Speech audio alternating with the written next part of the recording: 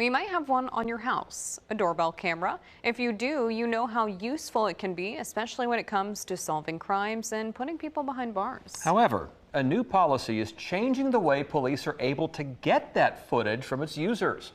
10 Acre Side's Ashley Knight tells us how this will affect local agencies in her special report, Access Denied. Now, everyone with a Ring doorbell camera has the app. It's called Neighbors, and they share video with other users. Law enforcement also uses it to ask users for that camera footage. But a new policy is changing things, making law enforcement have to jump through a few more hoops to get that footage and put the potential suspect behind bars.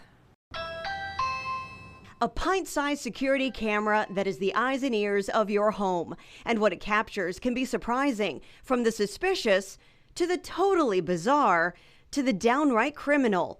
It can also capture the scariest moments of someone's life.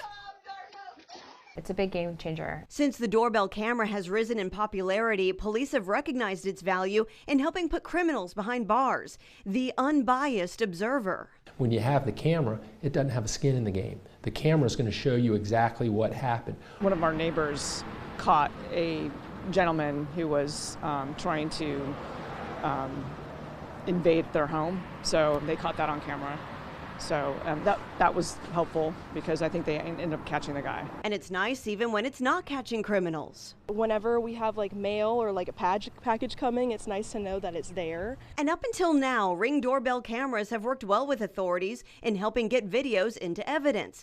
But now things are changing. Ring's app, Neighbors, will no longer have the Request for Assistance tool, which allowed police to send direct messages to users asking for footage, which now makes things a little more time-consuming. They have to do the legwork. They have to go out and find the citizen. They have to go out and make the ask instead of just typing into a app, did anybody see anything, and if so, let us have it. This change may appeal more to critics with privacy concerns.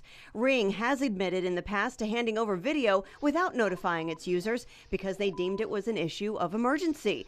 But now using Ring as a platform to obtain that footage is off the table. I think when you put it in the homeowner's lap, the person's going to feel they have more say in what's going on. However, if the user says no, police can still get the footage with a subpoena or a search warrant. So does it really change things? It does not change, other than giving them another hoop to jump through. It does not change what they can do. It does not bind them in any way. Jody Saunders with Virginia Beach Police says their officers are used to pounding the pavement and jumping through legal hoops to obtain surveillance footage.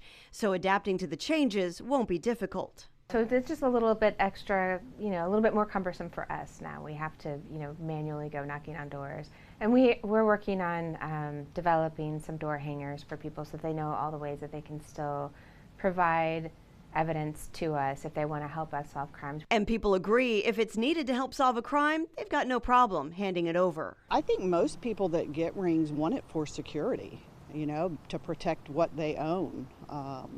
So if somebody is on their property doing something that they shouldn't be doing, I think it should be, easily accessed by the authorities. Now, Ring does still maintain the right to share that footage without users' knowledge in the case of extreme situations like kidnappings or murders. Ashley Knight, and On Your Side.